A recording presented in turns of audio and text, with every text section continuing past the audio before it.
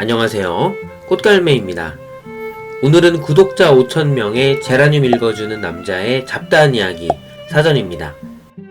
정말 잡다한 생각이 들어서 만들어 보았습니다. Let's pretend.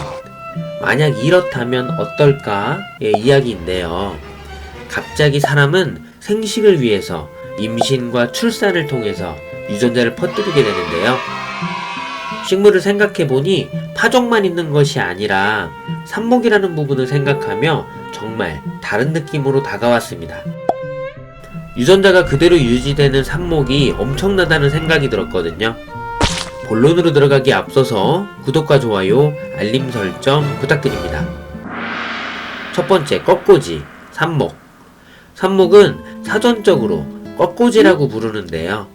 번식을 시키려고 하는 식물의 줄기, 가지, 뿌리 등등 잘라서 물 또는 흙에 꽂아 뿌리를 내리게 하는 방법입니다. 하나의 독립된 개체를 만들어내는데요.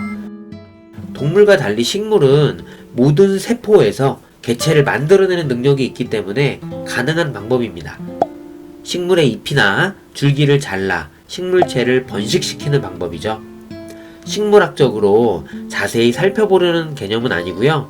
그저 동일한, 우세한 또는 좋은 아이들을 삽목을 통해서 마구마구 퍼뜨릴 수 있다는 것에 놀라웠습니다.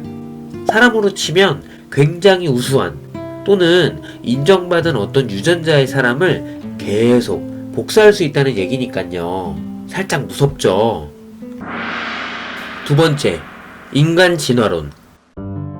종교적으로 여러 얘기들이 많지만 그러한 종교적인 얘기를 하려는 것은 아니고요. 단지 만약에 진화론으로 인간이 변화를 하고 있다면 얼마나 오랜 시간이 필요할까 등의 잡생각을 하게 되었죠. 어떤 특정 유전자를 가진 사람, 다시 말해서 생존에 유리한 사람이 생겼다고 한다면, 예를 들면 예전 같으면 힘은 강하지만 에너지 소비는 많지 않은 남자가 있었다고 한다면요. 다시 말해서 기초대사량이 굉장히 높지만 힘은 좋아서 사냥을 잘한다고 생각해야 할 것 같은데요. 그러한 사람은 생존에 유리했겠죠. 이 인류의 자손도 그러한 성질을 정말 많이 타고날까요? 저는 쉽지 않다고 생각을 하는데요. 자녀를 키우면서 우리는 이미 알고 있습니다. 여러 자녀들 속에서도 정말 성격이 다르고 육체적인 역량도 많이 다르다는 것을요. 단순히 좋은 부분만을 물려받기는 거의 불가능에 가깝기 때문에 쉽지 않죠.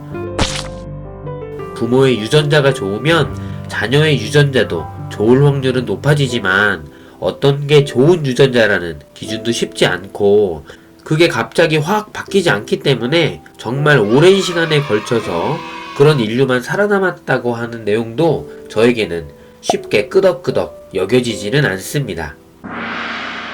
세 번째, 삽목의 신비.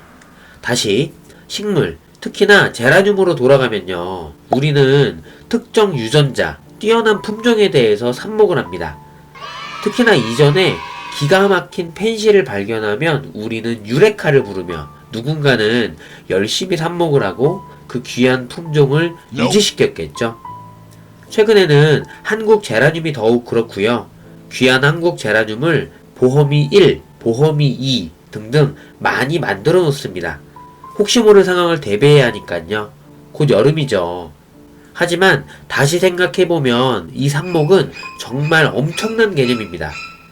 뛰어난 어떤 인류가 탄생을 하고 그 유전자를 계속적으로 동일하게 갖도록 만들 수 있다는 것은 정말 엄청나죠.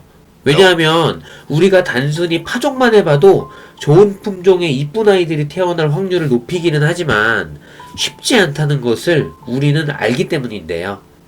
무심코 당연한 듯 우리는 지나왔지만 그 삽목이라는 것에 대해서 다시금 감사하게 됩니다. 네 번째, 펜시.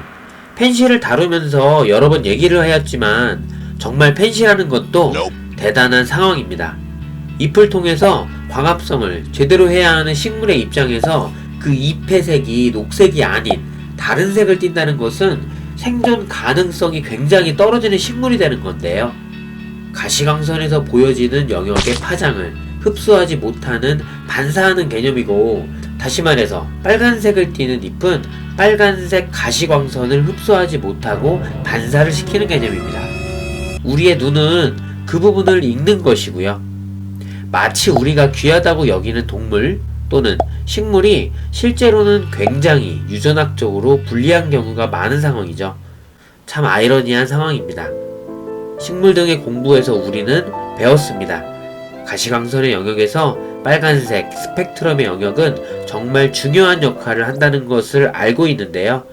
그 영역을 흡수하지 못하고 반사한다는 것은 굉장히 위험한 일이고 정말 돌연변이라고 봐야 하는 거죠. 빨간색 스펙트럼은 개화 및 열매 결실에 영향을 주기 때문에 결과적으로 펜시제라늄은 살아남는 게 힘든 것이 사실이고요. 이 밸런스를 유지해서 잘 살아남는 것이 또한 정말 어렵습니다. 다섯 번째, 교육자 집안의 문제야. 파종의 개념에서 정말 어떻게 될지, 이쁜 아이가 나올지 우리는 정말 알 수 없습니다. 확률을 조금 높일 뿐.